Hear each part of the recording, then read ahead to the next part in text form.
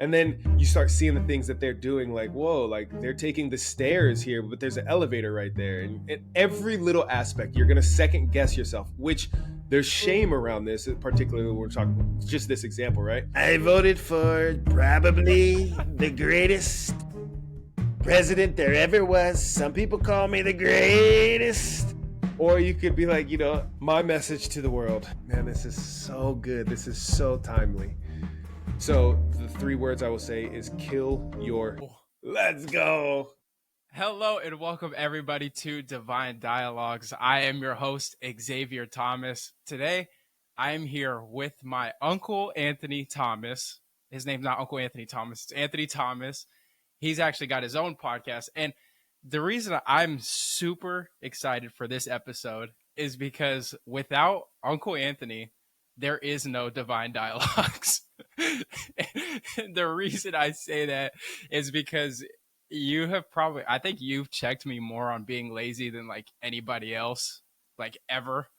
And so I'm super grateful for that. I'm sure the people that watch and enjoy these episodes now understand that they need to be grateful to you for this journey being started in the first place. So I kind of have this idea of what Divine Dialogues is in my head, and this is exactly what it is. It's having conversations with people that are going to provide value in some way, shape, or form that people can take from here and implement into their lives and hopefully make their lives even better than it already is. So with that being said, I want you to exactly say what you do, because I don't think I can articulate the amount that goes on in your life. Okay, first of all, thank you for having me and for the credit you're giving me. But as with everything in life, it's just passed on. Like there's somebody and some group of people and all the interactions I've had in my life that have made me the hungry, eager person that I am to be able to pass that sort of energy on to you.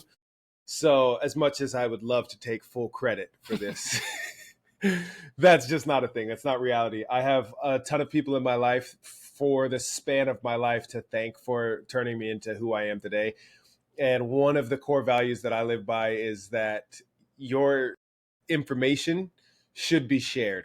So as you learn things, as things excite you and improve your life, you should share that. You should pass it on. Each one, teach one. It should be contagious, the things that make your life better, which is why I continually, whenever I learn things, whether it's from a seminar or I put myself into certain experiences, whatever they are, when I see that they make my life way better, it's like, ooh, I have to share this with whoever I can, especially the people closest to me that I love the most. So you're included in that. Let's go. And yeah. So that's that. So as far as what I do, I laugh because I just pulled up to a hotel. I'm in a hotel room right now, and I just checked in like 10 minutes ago after an hour-long flight and 2-hour-long drive in the rental car, because I'm here to raise money for a charity. So one of the things that I do is I go out as a golf entertainer and I hit golf balls and raise money for different causes, different charities. So I'm in a golf tournament tomorrow doing that. I also do professional modeling and acting. So when you see advertisements, whether on TV, on your social, as you're scrolling through, and there's this ad for whether it's Jamba Juice or whatever. I've never been in an ad for Jamba Juice. I would love to. I love Jamba.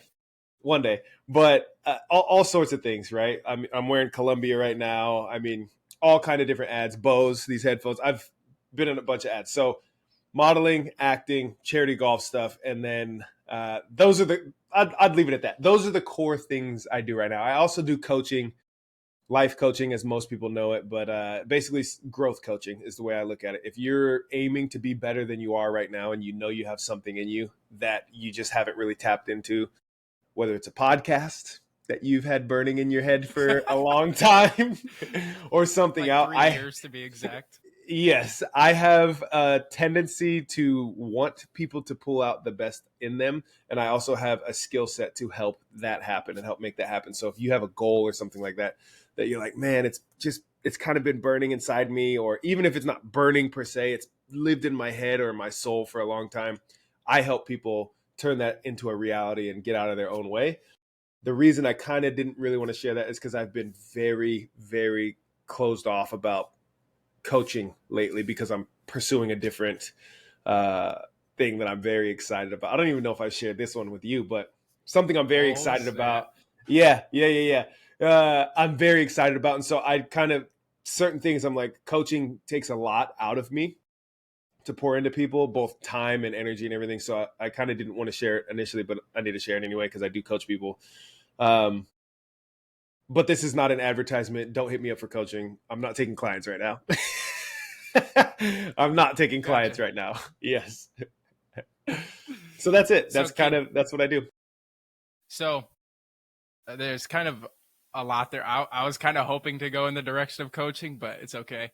No, let's do Well, it. We totally I will can. say, okay, so one question that I have, this was like the main thing about coaching that I wanted to bring up is there some type of overall thing that you could give people to just like implement this one thing that could, it might be too extreme to say change your life, but Mhm. ultimately build steps into that direction of changing your life. Like, is there something that you could say over the people that you've been with that there's one thing that's helped more than uh, most other things?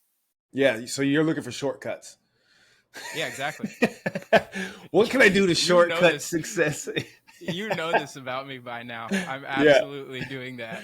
Yeah, I think it's pretty cool. I mean, it makes sense, right? For anybody that you're trying to optimize anything, you want to get the most output from your input. So it makes sense. Hmm. Like, what thing can I do and get the most out of it? As far as truly changing your life, the simplest thing that, well, simple I use lightly because sometimes simple can still be very difficult. Even if it's simple, meaning like, oh, that's all I have to do, that doesn't make it easy. But the Hmm. simplest thing would be your the people you spend your time with, make it very intentional.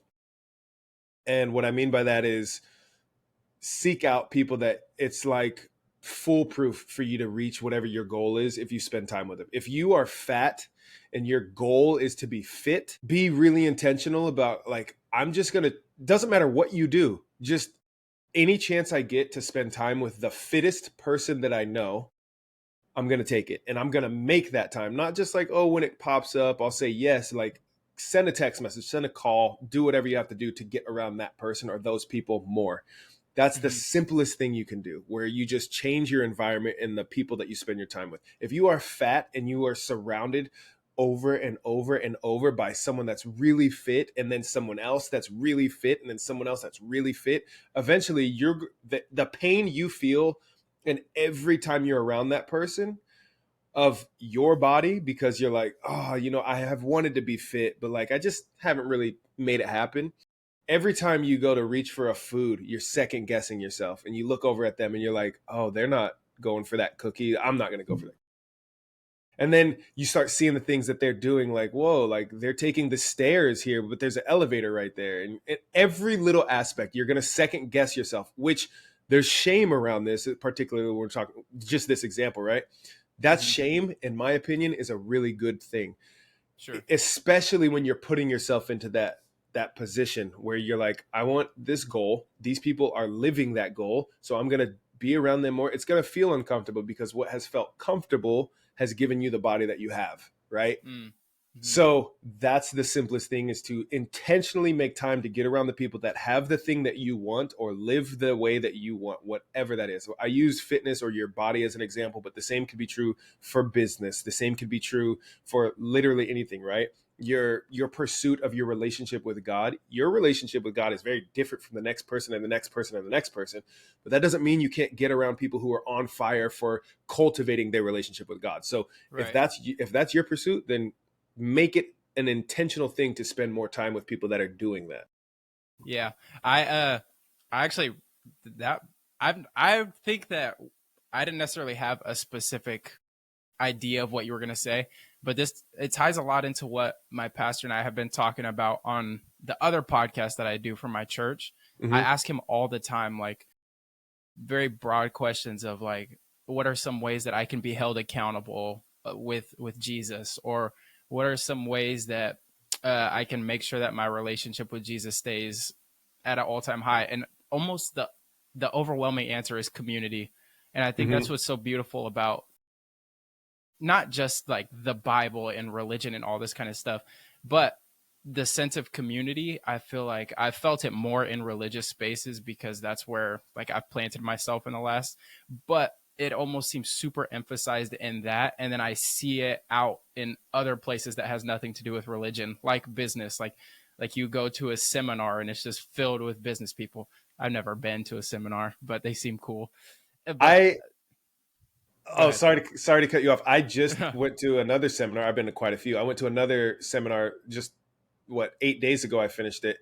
It was Tony Robbins Life Mastery. I've been to Tony Robbins seminars before, different ones, and the Life Mastery is really about your physical, taking care of your body and things like that, your health, your overall health. And one thing that I'll do for your listeners too is if they go to any one of my social channels, Instagram is usually the best way to go, or YouTube. Just leave a comment, like Life Mastery notes or something like that, and I'll send them my notes from this for completely free. This is over $3,000 for the seminar, and I'll give them my notes for free. Same for yourself too. I'll share those with you, or I'll just share the link with you, and you can put it in the notes here for your listeners. I'll put it in the description or something. Yeah. To where it'll just be a link to a Google Doc with my notes, a copy of it that they can view and take that copy and run with it. But to your point, the seminars and things like that, like one of the things that I get out of repeatedly going to different seminars, even if it's like, especially this one, I was like, I'm pretty healthy. Like overall, physically, that's one of the areas of my life I felt pretty good about. I'm not going to have like big epiphany moments in this. I don't expect to anyway. It would be awesome if I did, but I feel pretty good, And I had several wild epiphany moments.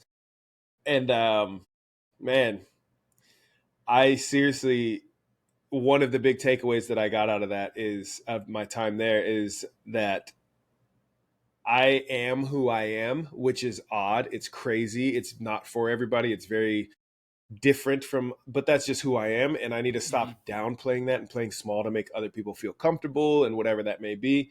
I am who I am. And also when I get around people like this in these seminars and I'm doing crazy stuff, jumping around, being woo, woo, woo, hollering and stuff, like it just helps to know that there are other crazies somewhat like me. So if nothing else, I have that little boost of like, hey, there is a tribe for you somewhere. Yeah. That's kind of what I was getting at is like, there's a niche and a community for everything. Like my best example is like TikToks. Like certain niches will have like millions of views and you'll be like, this is the stupidest thing I've ever seen. But millions of people are loving it. And it's because there's a sense of community and like, oh, they said something that I agree with. So I'm going to double tap my screen and they're going to pop or benefit from it in some type of way.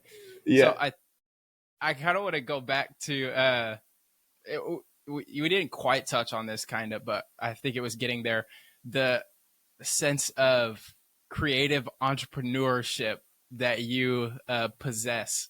And I think it's pretty insane because you have found a way to take something like golf and hitting a ball really far and turn that into something that brings you a decent amount of income to where you can provide for your family, maybe not necessarily from that specifically, but how do you even do that? Like you make a profit off of hitting a golf ball really far. Yeah. Yeah. You know what? I could relate this to anything. So we'll play a fun game here. All right, let's play a fun game. This is how I'll explain it. What do you do for a living? How do you earn a paycheck right now? Buffalo Wild Wings. Okay, but what do you? Cashier at Buffalo Wild Wings. Okay. I take orders, bag orders. Yep. Yeah. Nice. Okay. I want you to tell me what you do for a living in the most absurdly stupid way. Like if you were telling somebody this is what I do for a living and you try to make it sound as stupid and worthless, meaningless as possible. Tell me what you do for a living. I put chicken wings in bags. That's pretty good. Bring them out to people. Yeah. That's pretty good. Okay. All right. Now we're going to go the opposite end of that spectrum. I want you to make your job sound the most important thing on the planet. Okay. What do you do for a living? That's tough. I make people's day by greeting them as soon as they walk in the door and providing them fast service and getting them to a table and making sure that they're taken care of before their server ultimately comes in and finishes what I started. Okay, that's pretty good. Thanks. So obviously that one felt better than the first one, right? It's like, yeah, it sounds like, ooh, I'm more important. I have a better role in society and everything, right? sure. Nothing changed about what you actually do other than the way that you described it. Now, we've all met the person who tries to make what they do sound way cooler than what they actually do. But we've also met the people that do crazy cool stuff, but they just downplay it. Like, it's the simplest thing, you know? Like, oh, wait. Like, you mean to tell me that you are like, you're a Green Beret, you're a Navy SEAL, and what you told me was just like, yeah, I'm just like a military personnel. You know, like that type, or the person that's like, you know, they're a janitor, not saying that that's not an important role and all that stuff, but it's like, they're like, oh, I am the lead director of custodial services for the facilities maintenance. You know, it's like, dude, right? But what's cool about this is they're all true, they're all accurate. It just comes down to how you want to play your role or your identity in society, right? So how do you come to be hitting golf balls for money? All of these things, the cashier at Buffalo Wild Wings, the janitor, the Navy SEAL, all of these things fulfill a need. They serve a purpose. They add value. That's what all of these things have in common. So the way that you go about this is you find a need or a void or something that would be of interest to people in exchange for dollars. And then you show proof of concept. You just do the thing. So sometimes what that looks like is betting on yourself so much that you go and do work for free so that you can then put together a highlight reel so that you could then pitch people a lot faster to where you have proof of concept and then you have testimonials and then you have exchange for all these things. And then you can start charging people for that same exact work, right? So for me, my route to this was I went and competed on my own, like my own pursuit, my own interest in long drive golf, just who can hit the golf ball the farthest. I competed for several. Sick, by the way. I remember going to those competitions. I was in like 7th grade when I went to the first one, and I remember seeing like golf on TV, and it was really quiet, and like they hit after every shot, and then I get there, and it's tees flying everywhere, music's bumping, they're hitting a ball and screaming. Yeah, I remember you. There was like a malfunction on the screen, and it said that you hit a ball like 899 yards. Yeah, and you just like turned to the audience and bowed, and I was like, "This is so much cooler than golf." And by the way, I love golf now, but back then I was like, "Golf sucks. This is lit." yeah, it's definitely a far more exciting sport. Long drive is than golf. So I went and I was competing at, world championship every year. I competed. I went to the world championship. I finished higher every year that I kept competing, as high as 17th in the world. And I took that after a sit down with the multi-time world champion, Eddie Fernandez. I sat with him. We had a storm delay during one of the world championships and all the hitters had to go inside.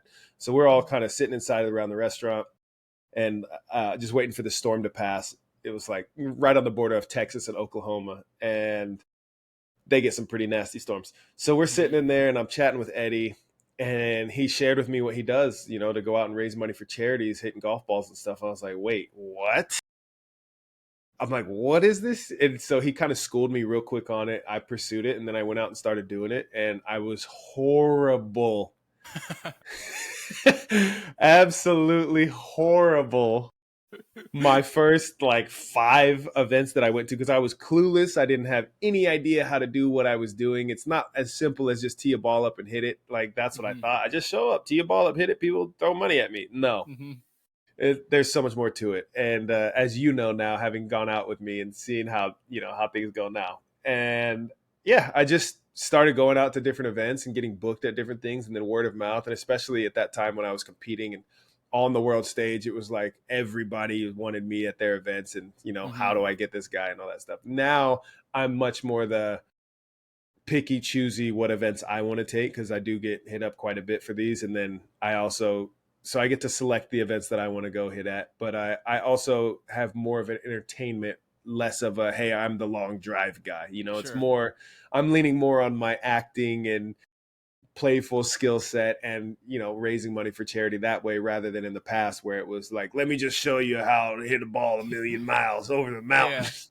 Yeah. And one thing I think is interesting, and this is kind of where I want to transition this into like skill sets, is Mhm. because you didn't just one day be like, okay, I'm just going to go out and hit a ball far. Like you already had the skill of like hitting a ball far with accuracy, but you also had this like entertainment aspect to you of like a showman. Like I said, when you hit the ball 899 yards and then took a bow, like I don't know if anybody else would have done that, but it's from like a creative liberty and showman of just like, so mixing those two together, it seems like you found a niche that is very suitable for you.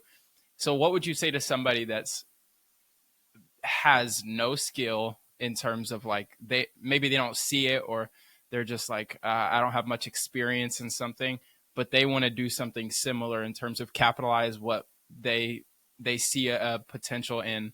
How would you go about having that conversation with somebody? Yeah, that's a really good question. And the first thing that I would have somebody do is figure out what their unfair advantage is. So I view the world this way. Every physical person is a book. I love books. Every person is a book.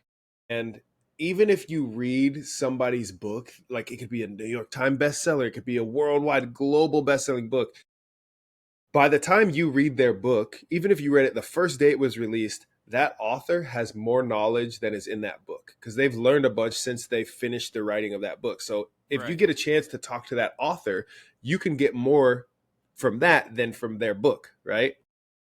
So I think of every person as just a walking book, and just like, man, there's something that everybody's expert at more than me, whatever that may be, right? So if I want to learn about the Bible, you would be one of the first phone calls that I make, because I know how much time you have spent, and I've talked to you enough about the Bible that I'm like, this kid knows what he's talking about. If I wanted to learn about the Bible, you would be one of those people that I would go to. If I wanted to learn how to hit a golf ball, you would not be one of those people. Fair so jokes aside though, the first thing is like, what is your unfair advantage? What is the thing that maybe you've kind of downplayed to make other people feel comfortable, because you're odd, you're just Mhm. unique in this thing, whatever that may be, right? And that could be some physical thing, right? Like people that, you've seen like bone breaking dancers and Yeah, stuff, right, that right, like, right. right. It could be something just intellectual. What do you know more about that? If anybody at any given moment said, hey, stand up, give us a TED talk about any subject, what's the topic that you would go to and be like, oh, this is the one I feel most comfortable talking about at like length and in depth? Mhm. That's probably somewhere around the area where you might want to spend some attention on figuring out, like, what is my thing? What's my unique advantage in the world? What is an unfair advantage that I have? Mhm. So I would start there, first of all. And then another thing that I love to do, and I've done this my whole career since I started, over a decade now, since I started modeling, is I just like to figure out, how can I make this the most enjoyable? Yeah. So the world of entrepreneurship, I kind of got into that space before it was really hot on the internet and really cool and really fun and really fetishized. Mhm. And so it wasn't really that thing that's like, everybody wants to do this. Mhm. When I started going, man, I really want to be self-employed and, business owner, self-employed entrepreneur, blah, blah, blah, call it whatever you want. It wasn't this sold lifestyle the way it is now. It Yeah. was much more like, you just had a handful of people that have these stories, and every one of these stories sounds miserable. Yeah. But to me,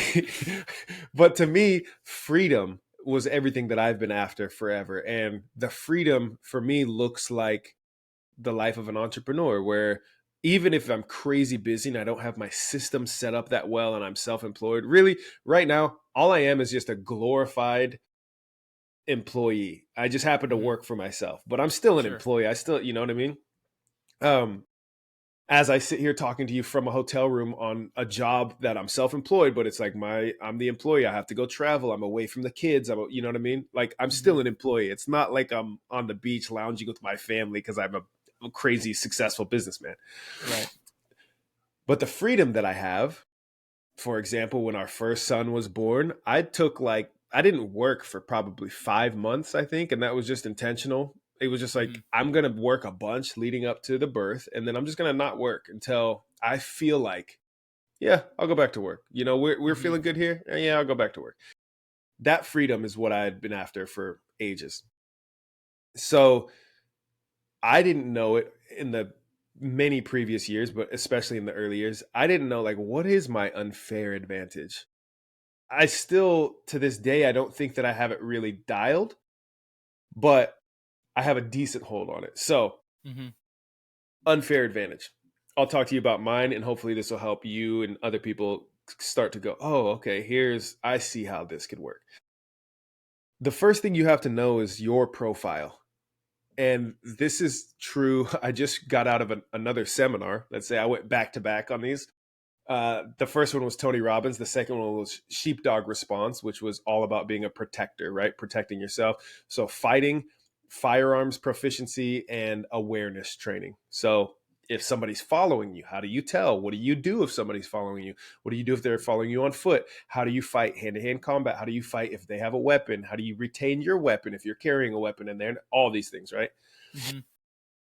So one of the things in that course that was important for us to cover was your profile, meaning you need to know if you're going to, especially if you're traveling in places that you're not familiar with, right? It's different in your own little neighborhood, whatever, sure. But let's say you go on an international trip. When you're traveling, are you the very confident, highly aware, highly alert individual? Or are you the individual that's walking around nonchalant, like think tourist on vacation, that completely clueless, right? Are you large and you evoke some fear in people because you have a larger body? Or are you kind of meek and mild? Do you walk quickly? Do you dress a certain way? So you have to know your profile, because then you're better equipped to be like, am I a target, or am I someone that people out there would target? And knowing your profile is very helpful.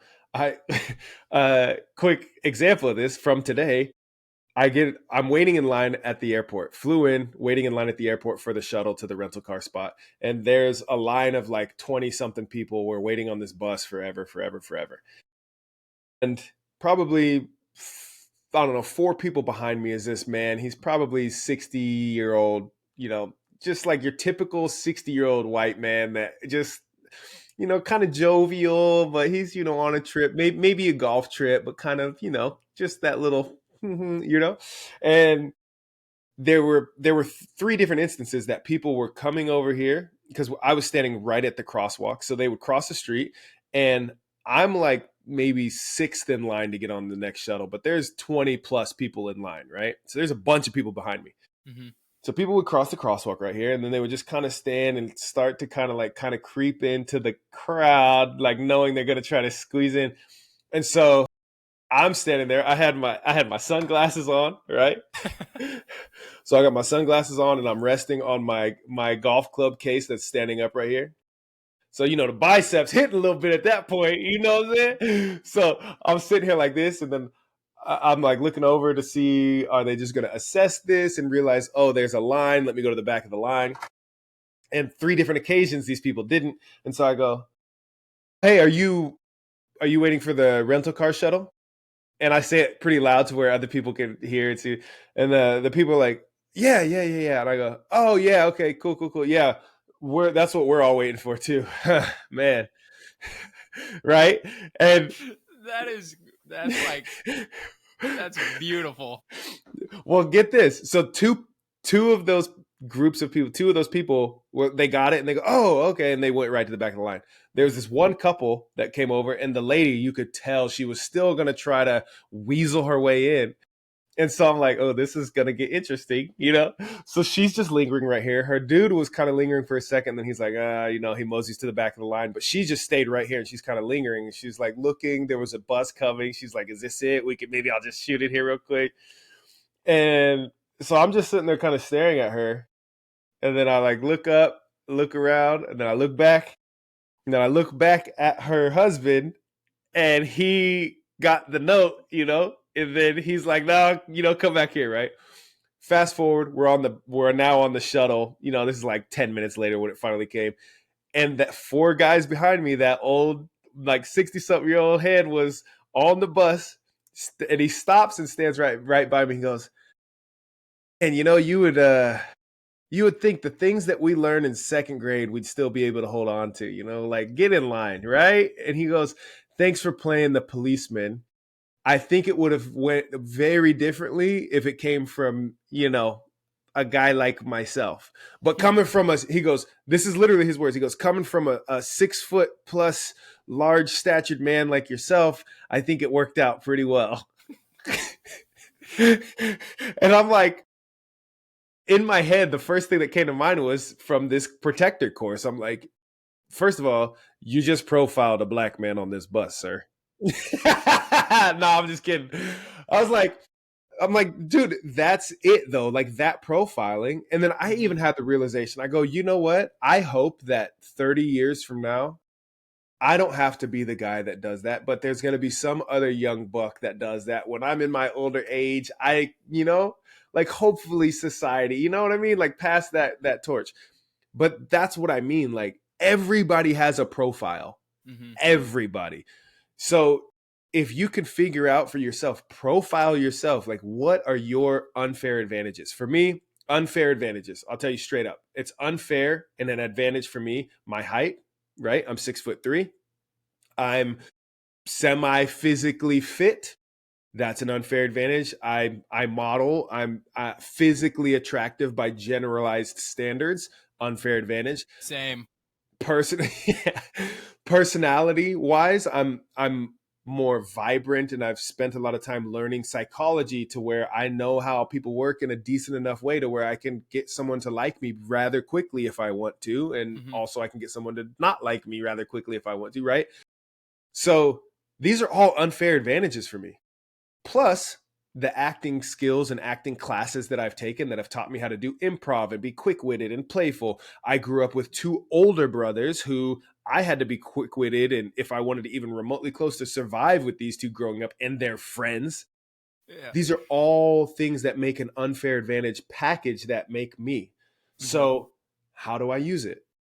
Well, it doesn't matter what I'm doing. I could be at Buffalo Wild Wings, being the first step to keeping people alive by providing sustenance for them, being the stop, the oasis in the land of a desert for them when they are starving.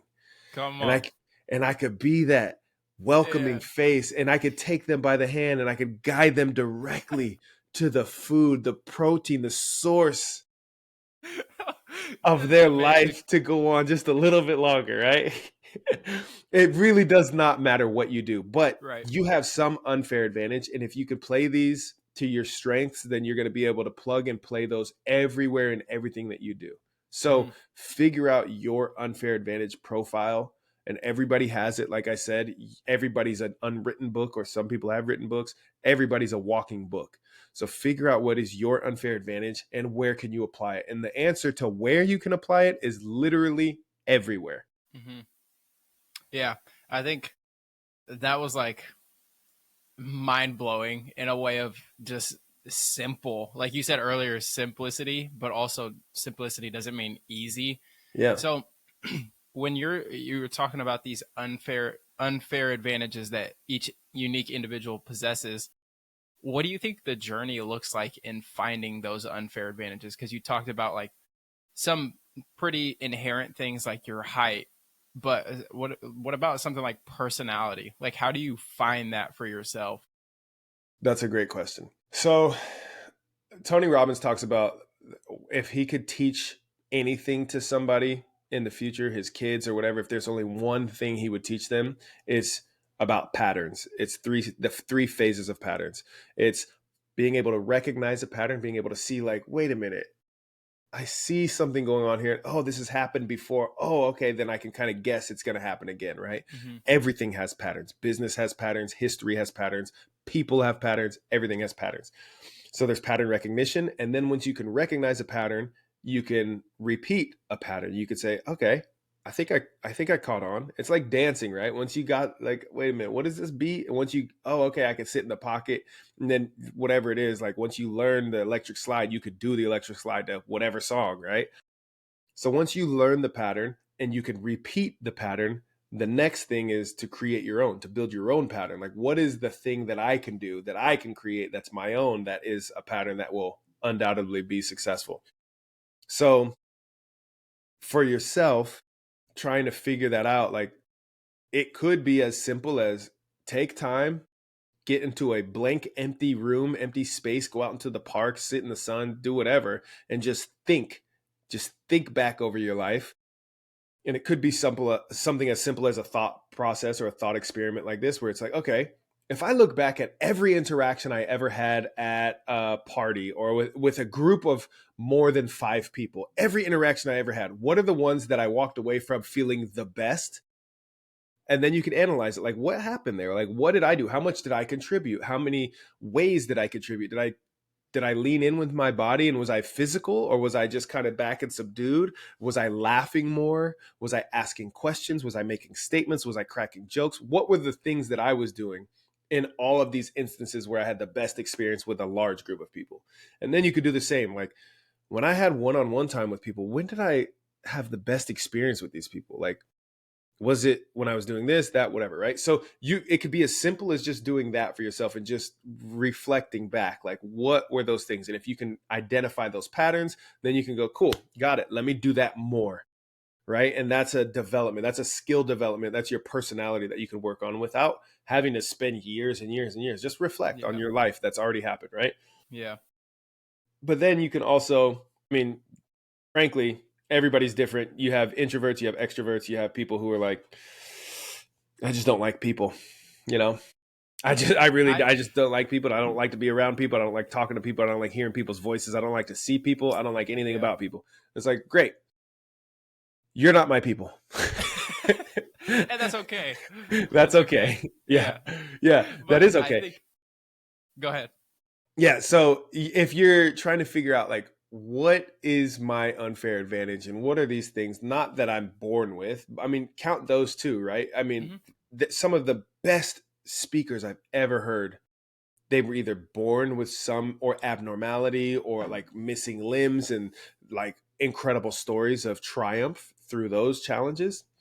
Or there's some, wild life-changing accident that happened, a spinal cord injury that left them paralyzed, quadriplegic, paraplegic, whatever it may be, amputees, all these things. It's like there are physical aspects too you should be aware of, profile yourself, but the ones to focus on, the ones you should really work on are the ones that you can develop. The skills to be able to speak better, to be able... If you were to build the ideal person for whatever it is that your goals are, how would you build that person if they were a video game character? And if that's hard for you to do, like, let's say you want to build the best public speaker. Mm-hmm. I want to create the person that in any scenario, any group size, any medium, whether through video or in person, in a huge stadium or in a tiny little theater, whatever it may be, I want to build the best public speaker. How do I do it? Start to think of things like that. Like, what would they have to endure and what would they have to experience in order to develop that skill set? But another way, because sometimes it's hard for people to go, well, I don't know what's right. I don't like, I have this list of things that they would do, but I don't know which ones to pick, right? That's okay. The other way you could do this is to start the extreme opposite. If you want to make somebody the absolute worst public speaker, the worst on camera, what would you do to that person? What would happen to them every time they talk? It's like, okay, well, They would stutter. They would not make eye contact. They would, maybe their voice would be too soft and you can't really hear them in their volume, or it fluctuates so much, or they express themselves in the wrong way all the time. So like when they're telling something really happy, like I'm so happy right now, but they're like making sad faces. What are the worst things to make the worst public speaker?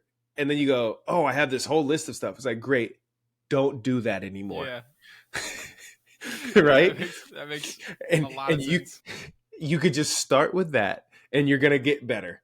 And then you could work on the list of things of like, oh, that's how you get better, right? So for business, for example, one of the things for me that's like, okay, what is one of the worst things that I could create for an entrepreneur? It's like, well, I just read in this book called Buy Back Your Time by Dan Martell, where he's like, let's say you have an office in the middle of Times Square, New York, and your office door is just left open. You have to deal with everybody that comes in that door. And it could be anybody for any reason with anything. Hey, I want to talk to you real quick. Hey, quick question. Hey, can you do this? Can you do that? Can you do this? Can you do that? And it's like, as an entrepreneur, you have to guard your time. You can't just field all that stuff, you know? Right.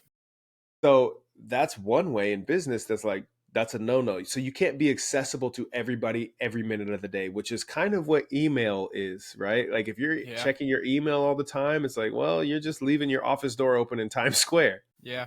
Right. So there are things that everybody can apply this technique. Everybody can apply this strategy. So as you're trying to improve on these skills, your unfair advantage, it doesn't have to be something that you already have. It can be something that you're willing to earn, you're willing to learn, you're willing to develop. But where you are right now, you have something, whatever that is. And if you really believe like, no, I have nothing, then just be willing to do whatever the job is from your mentor, from whoever you could get around, say, I'll do that. Mm-hmm. You know, there's something that everybody's like, I don't want to do that. Yeah, no. Somebody else raise your hand. Hurry up. I don't want to, come on. Just, I'll do it. Mm-hmm. And from that, you're going to develop a lot of different skills. And if nothing else, you're developing grit because you're going to be doing a bunch of shit that you're like not thrilled about. Right. Yeah. So I think I wanted to point out some of the things that you were talking about that maybe I can relate to in just talking about things that you enjoy and looking back on conversations being like, when did I feel the best in after or during this encounter? And I feel like this is why I love doing interview style podcasts, is because I just like to listen to people talk. Yeah. Like we've been going for 43 minutes now and you've talked way more than me, which is great because I do like to talk, but I love listening to people and getting insight from other people. And so being able to sort of leverage that, or not even quotations around that, just leverage it to your benefit is something that I'm trying to do actively. Yeah. But also, you talked a little bit about having skill sets or developing skill sets. If there was 5 skills that you could tell somebody who feels like they have no skills at all, if there was 5 skills that you could suggest to somebody, what would those be? If they believe that they have no skills at all? Yeah. Like you're working with a blank slate. Blank slate. Got it. First skill would be willingness. Like that, I'll do it. Mm-hmm. That would be the first thing, is that you're willing. You are just willing. You're willing to go do a seminar. I flew out to Florida to be in the West Palm Beach Convention Center with Tony Robbins and I think it was like 15,000 other people. And I didn't know a single person there. Yeah. I got on a plane, flew across the country, 3,000 plus miles. I went and found this convention center. I waited in line around the whole building, up the blocks and all this stuff. And I went in every day. These were 15, 16-hour days. I walked on fire, did all kinds of stuff, maddening with all of these people. And it was like, that's scary. Even for me, I'm extroverted. I'm fun. That is scary. To go do this alone was like, that is scary. That is the willingness you have to have, though, if you really want growth. So the first thing would be willingness. You have to be willing to just go put yourself in situations, right?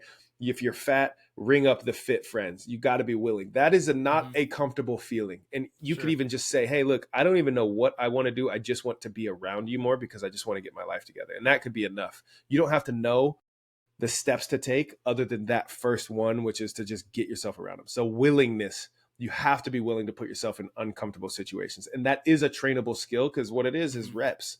That's it. You could start small. It doesn't have to. Maybe you just go and walk by all the fit people. You just pass by them and admire them, and you're like, whoa, I smelled one, and maybe that's it, right? And you work up from there, and then you talked to one and you said hi, from a distance, whatever it is. Like, you work up to it, right? And then the same is true again, like, the same is true in religion, right? If you've thought about going to church, or you thought about going to a mosque, or you've thought about going to synagogue, whatever your religious affiliation is, just start getting closer to it. Be willing to ask questions. Be willing to put yourself in that state. So first is willingness. That's number one. That's superior to everything, because that will lead you into every skill development that you could ever dream of. The second would be communication. It does not matter how amazing you are if you cannot accurately communicate it. If you are the most incredible, the most world-renowned level skill at anything, if you can't communicate it, if your skill level's at a 10, but your communication is at a 1, what are the odds that you're going to find level 7, 8, 9, and 10 opportunities? Pretty low, right? Yeah. Not likely. So communication is massive. There are people, this is why people are like, how did that person get this job? Like, how did they get that? How did they land that role? It's like, they might suck at the job, but they're excellent communicators. Sure. And that a lot of times is going to win over whoever's interviewing and get the role. And then maybe they figure it out along the way. Maybe they're slower to get rolling, whatever. Maybe they figured out, or maybe they don't figure it out and they end up getting fired, but they still got the role, right? You have to learn to communicate if you want to do pretty much anything.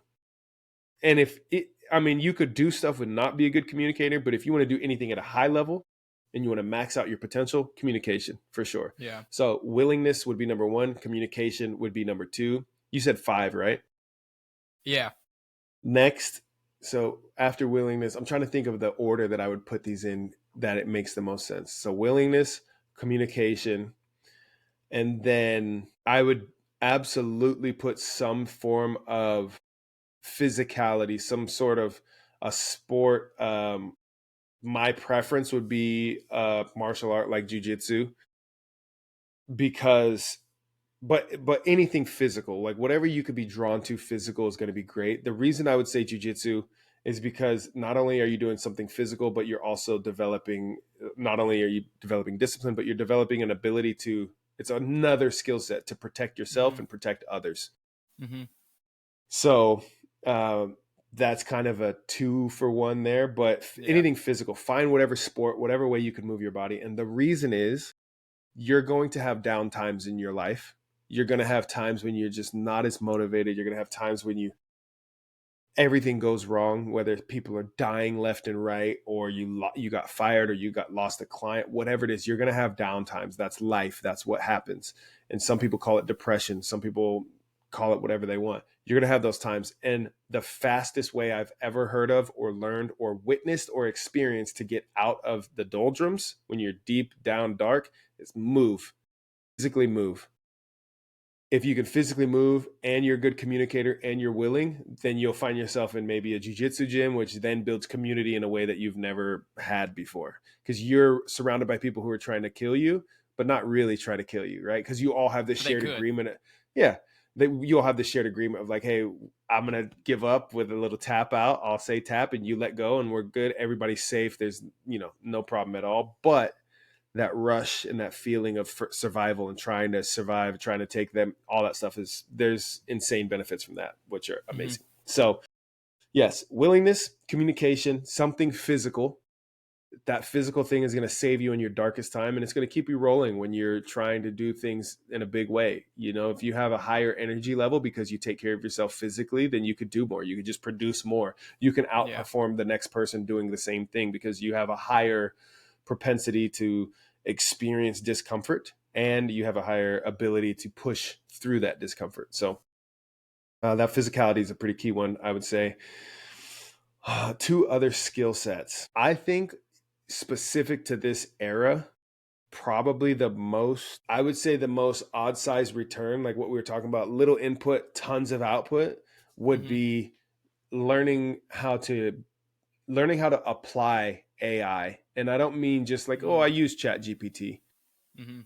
I mean, if you can learn how to build an agent, like I can create an AI agent that does whatever you need it to do. Do you need something to, every time an email comes in, scan that email and then just send you a brief summary via text message? I can create that. Do you need someone to scan 100 people a day via LinkedIn and all these other sources to figure out who's the best fit for your product, your service, or whatever it is, your community that you're building, whatever that is, and then automatically send emails that are curated specifically to that person and their interests and all that stuff? I can build that. The AI push right now, everybody's slowly, okay, yeah, I use ChatGPT a little bit. Most people still don't use AI. And even if they do use AI, they don't really know how to use it at a high level. And if they know how to use it at a high level, they're not actually applying it. So if you can communicate and you're willing and you're physically capable, then you could build out things that could change the rest of your life, because you're like, I can build these out for any business, any service, and I can niche down if I want to where I make that TikTok that has millions of views and it's a weird little niche, or I can niche hop and I can do it across the board to all these things. So figuring out how AI works and how to build it, again, specifically to fill the needs of other people, starting with yourself, by the way. I'll wrap that up here in a second, but that would be a key one for sure. The reason I say I would wrap that up in a second is because no matter what you're doing, no matter what you do, you need to be the first one that you solve any problem for. Don't try to lead people in something you've never done or something that you haven't done at a high-ish level, right? I'm not going to sit here and be like, hey guys, let me just welcome you all to my sermon as I'm going to preach the Bible to you guys. Like, I haven't read the Bible cover to cover. Not even once, I haven't studied I'm not going to do that stuff. Right. So don't try to teach or coach or preach or take people through something that you yourself haven't done. So make yourself client number one, target number one to get these things done and experiment. So do that, solve the problem for yourself first, and then help other people, starting with just one other person.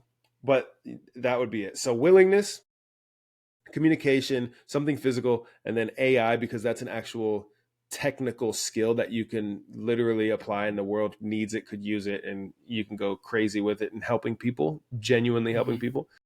Yeah. And then the fifth one, I would say, man, it kind of falls in line with the skill of communication, but I want to say it and I want to give it its own space, because most of the time I think when people speak on communication, they're thinking of, oh, how do I talk about some message, like a TED Talk and all that stuff. But I really think that the skill of, like, people call it devil's advocate, but the skill of understanding different perspectives and respecting them, I think is a massive, massive skill. That's, I would say it's underrated.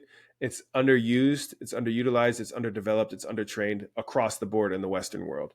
If you can take somebody, especially in the society that we live in today, you could take somebody that goes, who did you vote for? And you go, well, I voted for probably the greatest president there ever was. Some people call me the greatest. Or you could be like, I voted for Kamala, or you voted for whoever, right? If you could take this and not be triggered because someone has a different perspective, and you could be like, interesting, can you share why? And not do it in a way that's like, oh, can you share why? Because I'm about to attack you on it. Yeah. But really go, man, that's interesting because that's not at all how I see it. Can you share why? Because I'm really interested to know your perspective on that. And really have that sort of opposing perspective curiosity. Man, I can't tell you how many times that has served in every arena of my life, from just hanging out in personal settings to professional settings where it's like, it would otherwise be so off-putting. And instead it's like curiosity driving and then builds a crazy good bond. I mean, I'm a black man who was out, like I had marched in many protests over the years. And during George Floyd, Black Lives Matter, the movement and everything like that, I was vocal, social media vocal, everything like this. But I was also out raising money for police benevolent funds and, police departments here across the country, across the United States. So I was going, when people weren't really traveling, like COVID era, I was traveling the country, hitting golf balls, raising money for different charities. This is when golf, first of all, started to blow up in this new era of golf, because everybody's like, I can't do anything else. Let me go figure out one thing I can do, which golf's outside. So let's do it. But when everybody was like not doing stuff, I was traveling across the US. So you had a black dude who's going out to these police charity fundraisers, raising money for them, but also like speaking on my social media about like Black Lives Matter and all this stuff, right? Mm-hmm. Well, first of all, so many people are going to be off put just by one of the things I just shared. So if they're listening, there's going to be a lot of people that are like, oh, I'm done with this guy. Forget Uncle Anthony sucks, right? Like, boo, I'm done with this episode. You had him with Trump and you lost him with BLM. That was the thing. That's it. Right. So this day, look, you're going to be like, oh, 57 minutes into my podcast, it just tanks. So here's the thing, though. Throughout all of that, my belief was and still is that it doesn't have to be an either or game. I was both supportive of the Black Lives Matter movement, and I make a distinguishment now that I was supportive of the movement, not the organization. Sure. Supportive of the movement at that time, but I was also in support of police. So the whole defund police thing, I'm like, this is stupid. Like, what do you mean defund police? Like, who's going to save your ass? Because first of all, you can't fight. I know you can't fight, right? Most people in this country cannot fight. They think they can fight because they get angry, but it's like, no, dude, until you fight. And I know you know this now. Dude. But that's the reality, is like, I feel pretty comfortable in my ability to take on the average American. Like, get them as angry as you want, like I feel pretty comfortable. And even still, I feel like I don't know how to fight. I feel like I don't know anything about fighting, but comparatively, I know that, more fight training than most.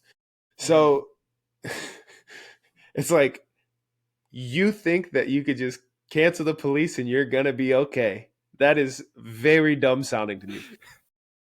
But the way that I came to a deeper understanding on both of these perspectives, the same way with this election, the Trump v. Harris, is people have differing opinions, and I would express genuine curiosity.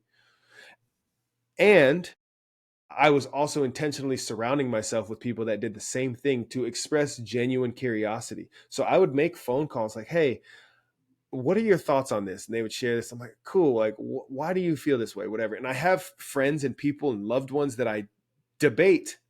And to me, I don't walk away from those debates feeling riled up and angry and full of vitriol.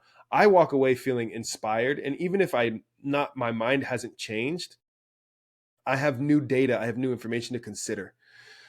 Most people, what they do is they just communicate their perspective over and over and hammer it home. I'm just waiting to talk. Instead of figuring out how to go, interesting, you have a different opinion than I do. What if we played the game of role reversal? So you believe Black Lives Matter. I believe Black lives don't matter. So what if you argue my point and I argue your point? Let's just see what comes out, right? Let's just see for, the giggles, whatever. I think that is a very powerful skill that you could develop, to just be curious about and ask people when they have a differing opinion than you. Mm-hmm. So that would be number 5. So to sum these up, willingness, communication, something physical, preferably. It doesn't have to be jiu-jitsu, but jiu-jitsu and all the different arts that I've trained, I feel like is the most practical as far as self-defense and protecting others. Mm-hmm. You should also learn some striking art too, whether it's boxing or, kickboxing, whatever. But jiu-jitsu, I think, is more important, because if you're in striking range, you could get away. You could just run. You could just not fight. And that's the preference, is don't fight. But once somebody grabs a hold of you, good luck. Yeah. So yeah, willingness, communication, your physicality, preferably jujitsu, in my opinion. I'm taking Something, that side. yeah, something in AI, and then being curious when people have differing opinions instead of being triggered. Hmm. So that would So be my 5 skill sets. I have a question kind of going along with that, and you might have already shared the answer. So if you did, I feel like it almost goes in with skill number one. But the question is, how do you build those skills? Great question. How would you make the worst communicator possible? Make them stuttery, maybe throw up when they talk, something like that, super nervous, voice shaky. Hmm. Okay. Would you have that person talk in a lot of different encounters or in a little or no encounters with other humans? In terms of trying to grow them, or just like I'm Try to make seeing them the the worst. You're trying to make them the worst okay, communicator. then yeah, not talk to anybody ever. Right. Okay. So we have a good list of ways to make someone the worst. Now take Hmm. that slider and slide it the other way. That means stop stuttering. That means stop throwing up when you talk. Hmm. Figure out how to do that on your own. And then that means have a lot of encounters where you talk to people. If you want to get good at talking, talk a lot. Hmm. That's it, right? Yeah. Like, obviously, there's ways to be more efficient in your development in doing that, but it doesn't have to be complicated, man. I think about this in fitness. I have a kick ass home gym that I built over the last year. I love my home gym, but lately I'm like, I'm just going to do air squats, just body weight squats and push ups. Hmm. And that's simple, man. That's elementary stuff. So a lot of things that I have been not over complicating, but have gotten more complex over the years. It's like if you just go back to the basics, you can get really far, a ton accomplished. So if you're trying to figure out how to be a better communicator, you just need reps. Go talk to people. If you want to be highly efficient, sure, there are ways that you could do things that it's like, oh wow, that could get you better faster. But if you're not willing to just talk to people, then you're not even going to get better faster by taking on these tactics anyway. You're just learning, you're Yeah. not applying it, right? So keep it super simple. What do I have to do to be a really good communicator? Communicate. Just go get more reps in doing that. What do I have to do to be a really good insert whatever? Do more of it is most Yeah. likely the answer. Yeah. That makes sense. That makes a lot of sense. um, Yeah. you mentioned this a little bit, and I wanted to get into this even before we started talking. Jiu-jitsu. What? Because, okay, admittedly, I was a hater. Okay, We have I video walked into evidence. yeah, I walked into his house and he was like, "Let's go to jiu-jitsu tomorrow," and I was like, "No, it's insert homosexuality word that I don't think you can say on YouTube. Otherwise, I would say it because I don't care about like." But yeah, I That didn't think it was. to clarify, you didn't use the G word in a way of like, oh, I'm trying to like bash anything. Like Yeah, it was like the old school G word, like, oh no, that's whack. Like yeah, that was the yeah. use. But go on. Yeah. Yeah. So I was like, admittedly, a hater. And then I got taken to a class and was proven that correct. Okay. I just want to throw that out there. I was in positions I was not comfortable with, and it did feel not straight. Huh? But ultimately, that feeling gave me a sense of like, wow, I am extremely vulnerable. Like I was probably like that 60-year-old man in your previous story, just sitting in Mm-hmm. the back, bobbing his head, thinking he's all Yep. right and Yep. protected. Yep. And it's like, oh, it's okay. There's a 6'4" guy right there. He'll handle it. But Yep. then when the 6'4" guy got to me, it was like, oh shoot. And so that was kind of my introduction to it. What was yours like? How did your jujitsu journey start? Oh, man, I have a video that details this bit on my YouTube. Uh, so my very first jujitsu experience, I was training Muay Thai at the time. I'm 20 years old, and at our gym where I was training Muay Thai, we had kind of a sort of not a seminar, but sort of like a guest sensei come over, from another gym, and it's like, yeah, he's gonna come over and do a little class seminar thing, and So I was like, cool, showed up for this, and this dude walks in, and this guy is savage. He walks in. So I'm like 190 pounds at this time, right? I'm pretty slim. I think it was 185. So I'm pretty slim. I'm 6'3", 185. I'm pretty skinny. This dude walks in, he's like 5'10", and he's probably 260 of maybe 5% body fat. Like he's jacked. And he's also straight up from Brazil. And I don't know what he was at the time, but he was probably like a 5th degree black belt, right? Mm-hmm. And so he comes and does this like seminar in our gym and everything, whatever. And I'm like, oh, this is kind of cool. And this is, none of us had a gi on. It's no gi. And, we go through, he teaches a couple techniques, we roll, and then that was that. And it was like, oh, that was pretty sweet. So he invites, like, yeah, you can come over to my gym whenever, come try it out. So cool. I go over and I'm in the parking lot and I'm like terrified now, right? Because this is like weeks later or weeks later. So I'm like, my heart starts pounding. Like I'm in the parking lot because I'm by myself. I didn't like, oh, hey buddy, let's go together. Like I'm just solo. So my heart's pounding and I'm like, okay. I'm like, what was his name again? Shoot. I'm like, okay, what did he own this place? Is he gonna be here? What are they called when they're the teacher? What is it sensei? Is it master? Is it instructor? Like, how do I even address? Oh man, my heart's pounding. And I look up and like you could see it's all glass, right? So you could see into the gym, and it's like it just looks like killers are built here. And I'm like, oh man, okay, you know what, dude, you don't have to go in here. Like you can turn around, like you don't have to do this. And I'm like, whatever. So I over the door and I go in there. To make this long story short, my very first go. If you're not familiar with the belt system, when you start jiu-jitsu, you're a white belt, and then after whatever length of time, typically like a year and a half of consistent training, roughly give or take, you get your 4 stripes on your white belt, and then you get to a blue belt. And then several years later, from blue belt, you go to purple to brown to black, and then black to many different degrees and so on. But black is pretty much the highest.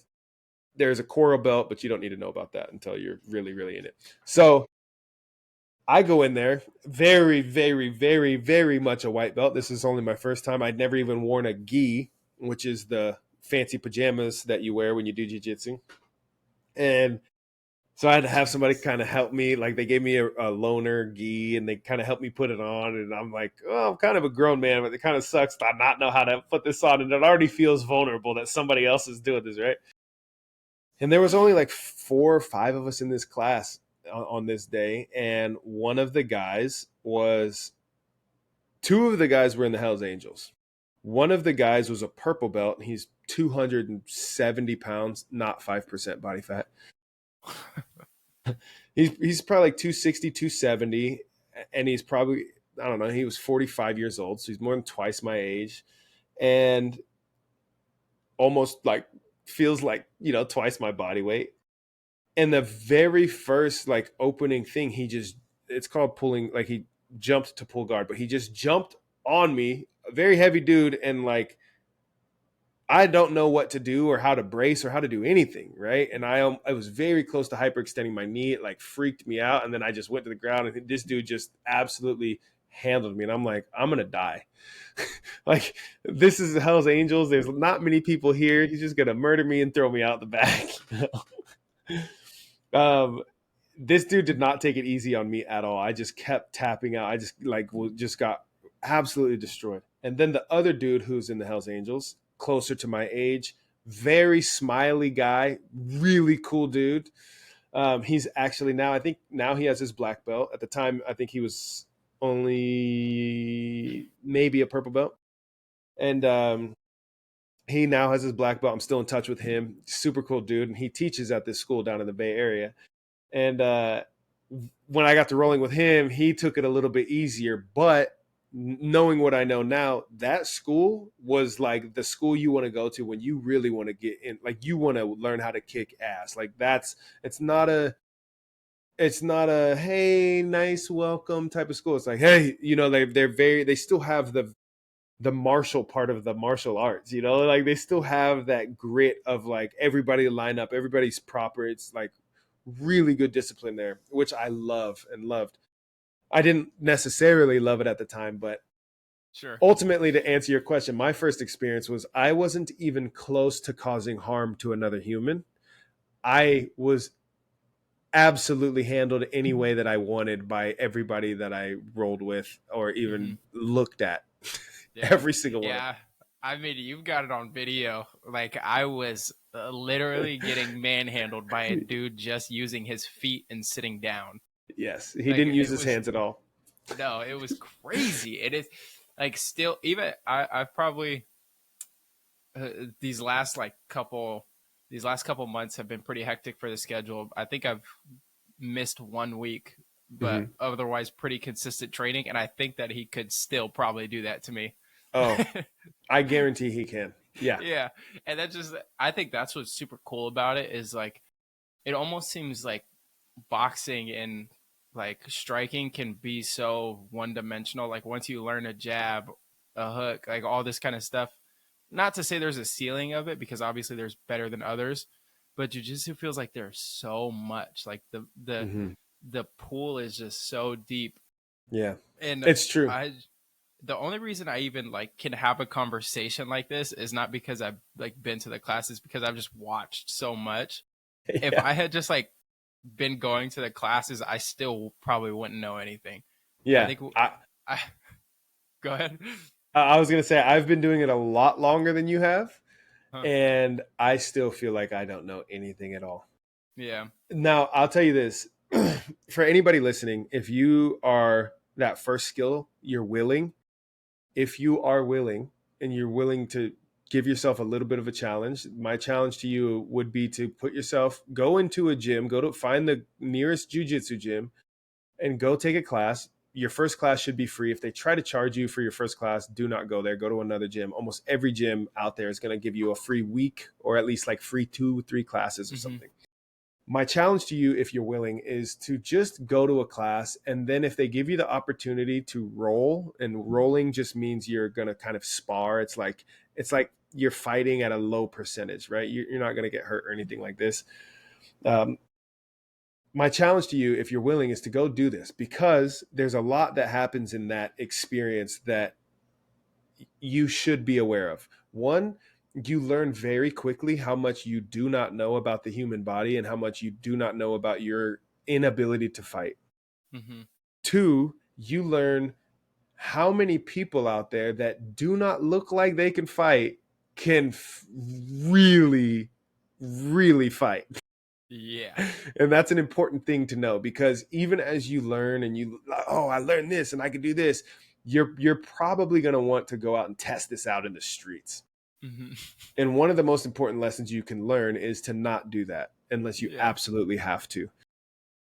Now, I'll give you another, since you love this story and you wanted to hear about my first go, I'll give you one very recent. This is what is today? Today's Thursday. So this was 4 days ago. I'm I'm training at Sheepdog Response, again, that protector course. And it's led by two individuals. One of them who was a career Green Beret. He was an instructor for the Green Berets for their combatives. And the other one literally taught, and he was the lead instructor for the entire Army in combatives for 7 years. Wow. They also teach firearms and all that stuff too. But we're just talking jiu-jitsu and grappling right now. One of the dudes, Steve. Steve is, I don't know, mid-40s. He's pretty fit fella, but I don't know. I'd say he has maybe 15, 20 pounds on me. You know, I have a little bit of length on him, but he's got a little bit of size on me. But he's a black belt. And Steve has been doing this for quite some time, and he knows what he's doing. I do not. So I had rolled, our class was 12 people, and I had rolled with almost everybody in the class, and nobody, like, I didn't really have problems with anybody, right? I was tapping people out pretty consistently, going okay. And I'm like, okay, I'm going to one of these times I got to roll with the instructors. Like I just have to, especially because I'm here. Like I want to get as much of the experience as I can. I went over to, his name's Yako. I went over to Yako to roll with him. And right, like I'm bending down, like almost like, like I'm getting down on my knees, almost like, yo, I'm bowing. Please do me the honor. Let me roll with you. I would love to, I'm about to do this. And Steve comes up behind me and just yoink. And he just yanks me like, like we hadn't started the round. Everything had been going on, a timer, a round timer, all this stuff. I'm thinking like, oh, okay, this is between, we're supposed to be finding a different partner. And I'm this whole little dance of like, hey, would you be down to roll? It's kind of like asking for the dance in middle school, like, and Steve he sneak attacks me. He sneak attacks me, right? There's still 20 seconds on the clock before the round starts. And it's a 5-minute round, right? So he sneak attacks me, and then I'm like trying to escape. And I'm trying my best to escape for 20 seconds straight. I'm trying the absolute best that I possibly can. And Steve's just talking to me, just in a voice kind of like how I'm talking right now. Okay. And when the timer gets down to like 5, 4, 3, and it's about to start the round, he goes, okay, don't worry, we'll get started soon. I was trying my best to get out of this situation. And he's just talking to me normal. And then he's like, don't worry, we'll get started soon. He hadn't even begun trying. Then I still had 5 minutes. That was 20 seconds. I had 5 minutes with this guy. And he just like move after move. I was trying to escape here, trying to frame out, trying to do all this, trying to shrimp here, trying to do everything I could. And he had an answer for every one of my attempts at anything. And he did it so much faster than I could even think. So one of the big things that you learn is fighting, especially when you're in jiu-jitsu, fighting is not about who's bigger and stronger necessarily. What it usually is, and what's great about training these things and like this protector course, is you're learning how to spot things before they happen. And if you can spot the issue before it happens, then you can get there to solve it before it arises. What that looks like in practice is if you know that your opponent is about to try to jump up or throw you off of them or do this or do that, if you know they're about to do it because you've seen these signs hundreds of times before, then you can position yourself in a way that allows them to make that move and puts them in a worse position. Mm-hmm. And if you aren't aware of these things, but the person you're fighting is aware of these things, then you're most likely already lost the fight. So the person that trains more, there's something that in the military, in this training, they call it the OODA loop. OODA meaning OODA, and then repeat. It's just the OODA loop. And what it is, it's observe, orient, decide, act. And then you just put that on repeat. What that looks like in rolling is like, I'm observing my opponent. Where's his body position and all this stuff? Like, okay, I observe it. And now I orient myself in a way, however I want to be positioned to do whatever I'm going to do or defend whatever I think might be about to happen. And then I decide, what am I going to do? Am I going to play this defensively or am I going to attack right now? And then you act. Then you do whatever you decided, right? And then you do that again. Observe, orient, decide, act, because everything's always changing. The person that closes the OODA loop fastest wins. So when you were rolling with Yev, and you were like, I'm completely clueless, what do I do? Yev is like, he can move his body in 5 different ways from where I have him right now. And in each of those 5 ways, I have 3 ways to submit him. Which is insane. And that's the difference between someone that trains and doesn't train. It's like, know what's going to happen faster. You know what the signs of somebody that's about to throw a punch or go rob this store or pull a weapon, or you know those signs faster than the average person or faster than the bad actor. So you're able to decide what you want to do. Do you want to get out of there? Do you want to get your family out of there? Because you're looking around, you're like, oh shit, something's about to pop off. I can sense it. What do I want to do? You can get out of there before something happens. That's a really good skill to have. But if you're not training, if you're not doing all this stuff, then what if you're the hostage? Or what if you're the one that somebody like takes and you weren't even aware because you missed the signs, or you know, like there's so many reasons why you should train, but that's just a few right there. And one of the things that was shared during this training, this is the level 2, by the way. I took their level 1 last year. This is the level 2 of their training. One of the things that they shared was like, somebody asked, how do I get my friends or family to train, to do jujitsu and stuff like that when they're not interested. Mm-hmm. And these being career Army guys, there's a certain mentality that comes with this. But they were like, oh, dude, just take something from them. Like, take their phone and then tell them to come get it. And then don't let them get it. And then that's hilarious. Well, that's what everybody was laughing about this. But think about this for a second. Mm-hmm. If somebody can walk up to you and take something of yours and you can't do anything about it, mm-hmm. what are you going to do about it? Yeah. No, yeah, that makes a lot of sense. Right. Now, that something doesn't have to be a cell phone. That could be your girlfriend, your wife, your mm-hmm. children. It could be your insert the most important thing to you. If somebody could just walk up and take it, and you literally, no matter how angry you get, you can't do anything about it, well, that's the life you're living. Yeah. That's how you're walking around. That's the body you're walking around. And for me, for one, I refuse to. One of the most important things for me is to protect. So there's kind of 3 pillars of, I'll just share a bit of the project that I'm working on right now. So I'm working on a newsletter that's going to be going out. It's called the Better Dad Bulletin. And essentially every week, it's just key things of how you can improve yourself, something to do, like a quick, like, hey, try this, do this, whatever, right? Improve yourself, something to improve your relationship. If you're in a relationship with a partner, or if you are seeking a relationship with a romantic partner, things to keep in mind, to practice, to do with them, and then something to build a better, deeper bond with your kid, right? One of the core principles in this for me, it's kind of 3 things. It's to protect is number 1. Because whatever you have, you might not have much, you might have very little, but you need to protect whatever you have. Yeah. And if all you have is your people, you don't have a single material item, you just have your people, you better protect it, because they're very important. So protect, provide, and progress. Those are the 3 key pillars of this whole newsletter, this whole, like, being a better dad, in my perspective. Mm-hmm.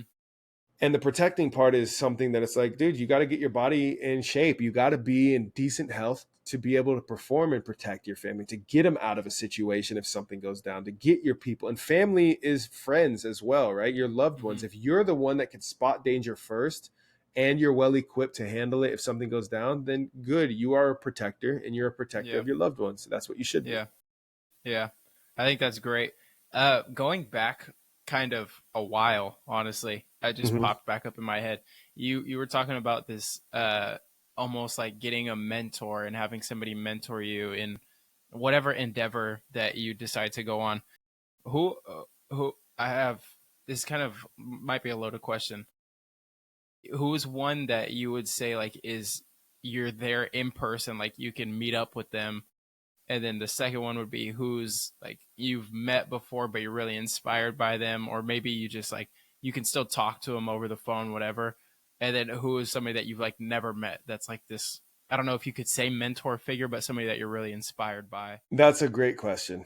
So the 3 would be someone that I meet up with in person, someone that I may have met once, and someone that I haven't yet met. Or the second one too can also be like, you don't have access to them in person, but like video calls or something like that. Yeah, that's a great question. Well, so as far back as I can remember in my adult life, so let's call it college, right? So 15 years ago, 16 years ago, I don't know if this was like call it a conscious decision, but I distinctly remember saying that my friends are my mentors. They're who I look up to. So my best friends in college, one of them was Anthony Francisco. He was the best, and still is the best musician that I've ever seen in person. And I look up to him still to this day as my musical mentor, like my musical idol. He's like my best friend. It wasn't like, oh, I'm worship. It's just like, this is a trait. His book, he's the walking book, and music that's his thing, right? For me.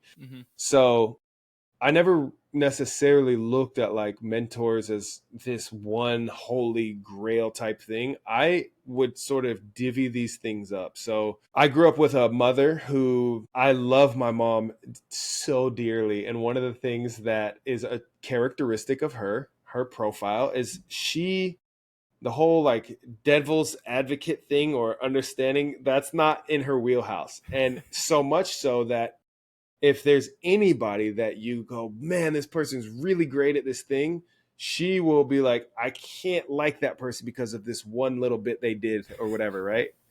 I love grandma. I love my mom dearly, but that's just the way she is, right? Like that's just how she is. And to me, I saw that and I was like, man, that just does not seem as valuable as being able to see somebody and go, I don't like whatever else, or I'm just not interested whether I like it or not. But what I am interested in, what I do like, is this crazy capability that they have, whatever that may be. Let me focus on that, how they got it, how they developed it, how they nourish it, and so on. So I never really had like, this is the one mentor type of bit, but I do have people, I have a list of people that I even have my what do I call it? I don't remember if I call it like my world tour list or my celebrity tour list or whatever it is, but I have a list that the title doesn't really matter, but it's you know how people will follow a band, like you're wearing a Marley shirt, right? People would travel around like, where's Bob Marley? Oh, let's go watch him here. Let's go watch him there. Let's go watch him here. So I have my kind of rock star list of people that I want to learn directly from. So Tony Robbins is on that list. Jordan Peterson's on that list. Excuse me. Wim Hof was on that list. So I've learned directly, and I've bought, purchased, and learned directly from each of them, every single one of them. And there's a longer list, but that's just an example.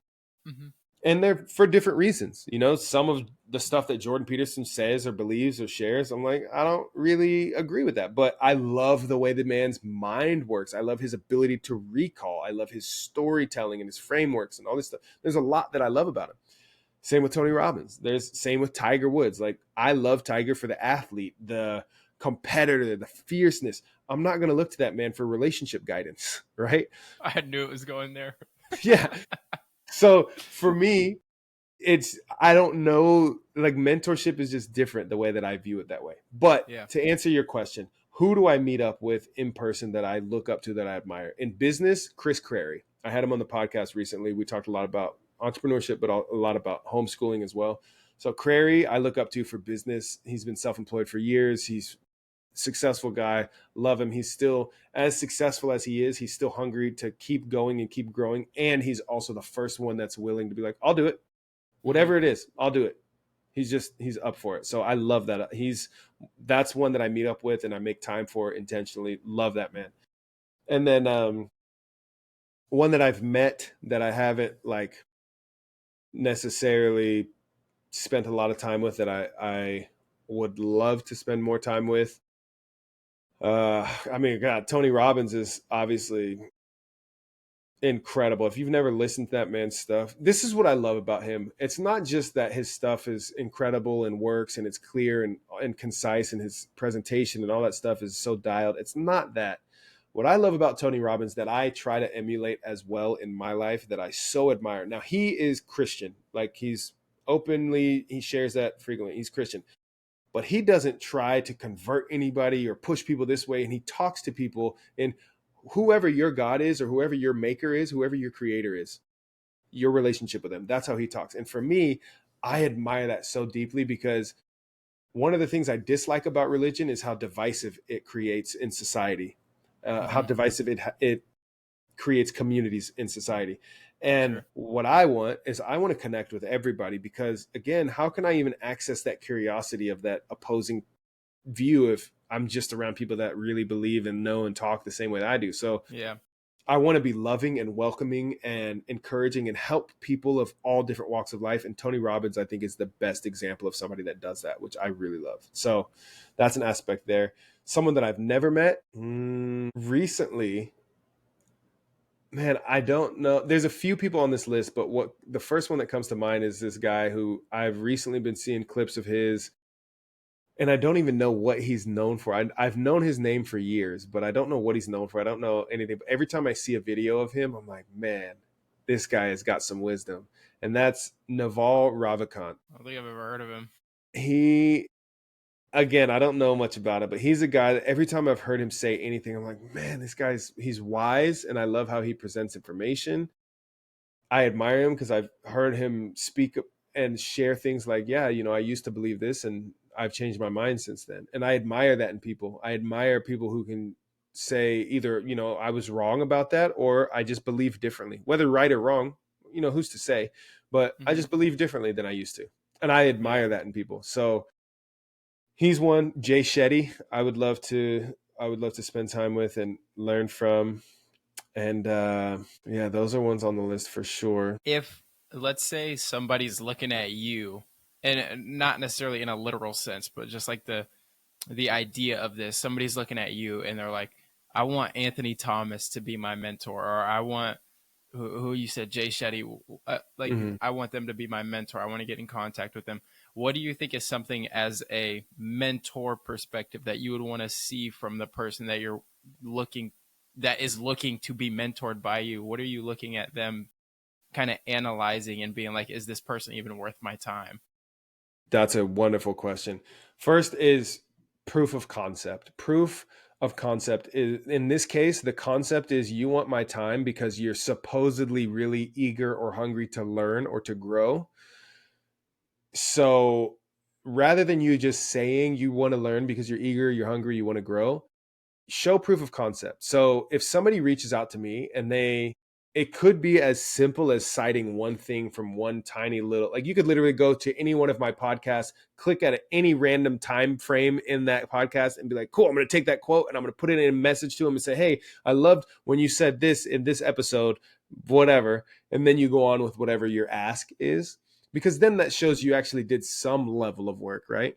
Sure.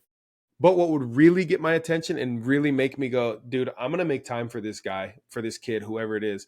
Kid, it could be an adult, it could be someone older, it doesn't matter. You can always be growing whatever age. If you have somebody that's making content, consume as much of their content as you can. If you really like that person and you really want to be mentored by them, consume as much of their content as you can, and don't just consume it to be like, oh, I can recite it. Actually apply that stuff, because the biggest thing for me is when somebody says, hey, you said this thing, or you said to try this. I listened to you on Divine Dialogues with Xavier, and you mentioned one of the skill sets to develop, even though it was number 5, you mentioned to have some sort of openness to curiosity of differing opinions. And since then, here's how I applied it, and it changed my life in this way. When you can give an example of what I'm doing, because it's not like I'm creating content and sharing things to just hear myself talk.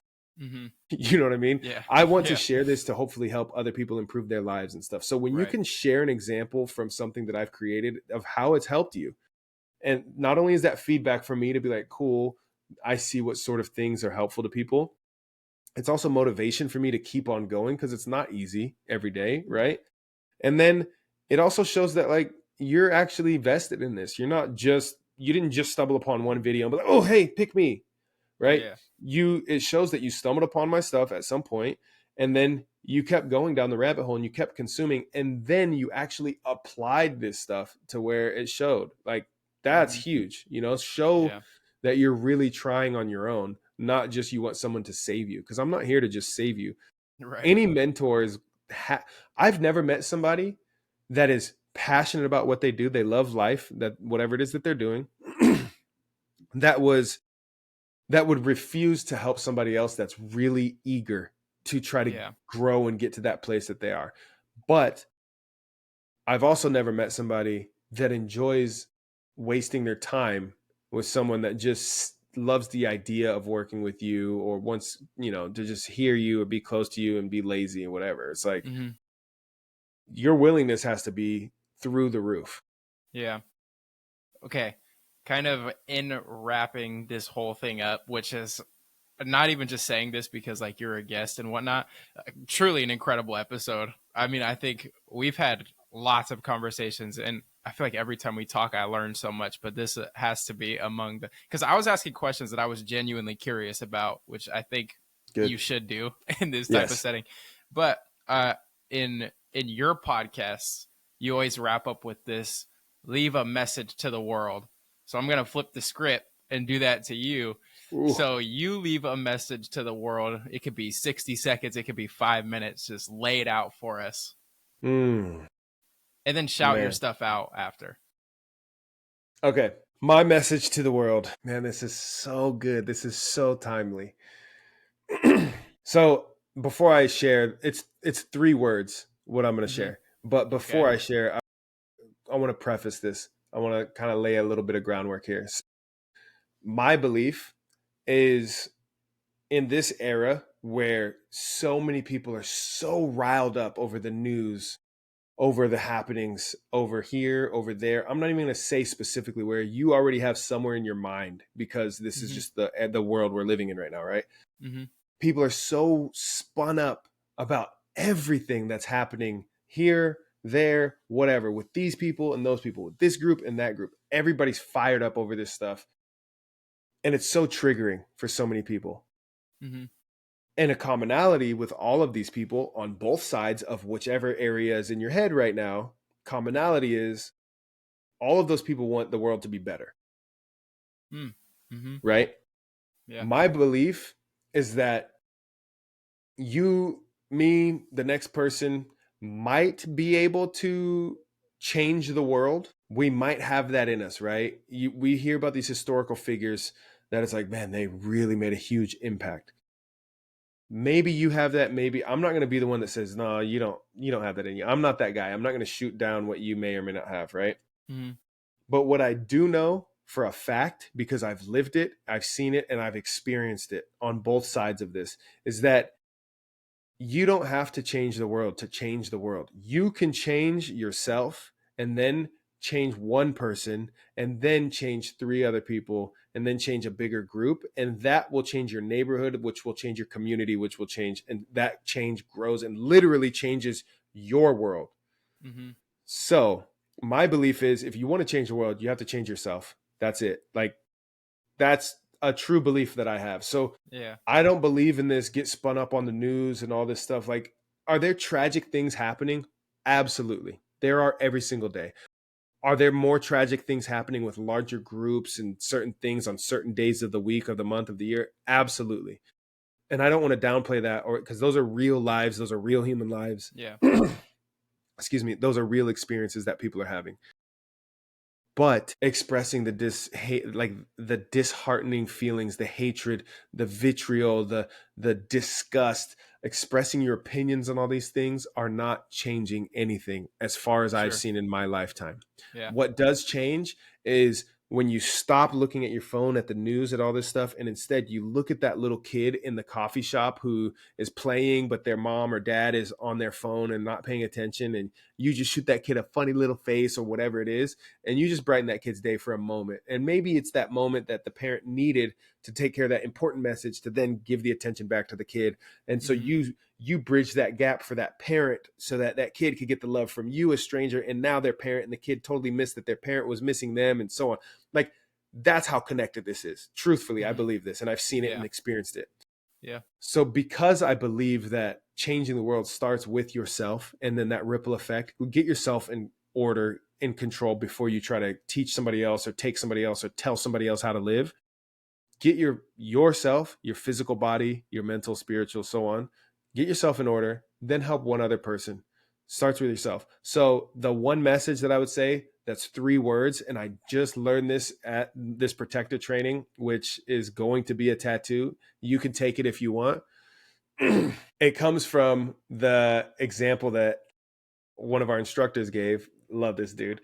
He said, we had this mentality when I was in the Army that if you had somehow made like a replica of yourself, a clone of you, but it took 30 days for it to be fully made, right? So you initiate the sequence right now and it takes 30 days to build it. In 30 days from now, would you be able to kill your clone? So the 3 words I will say is kill your clone. And what that looks like in real life, in real practice, is if you want to be the best communicator, 30 days from now, are you going to be a much better communicator than you are right now?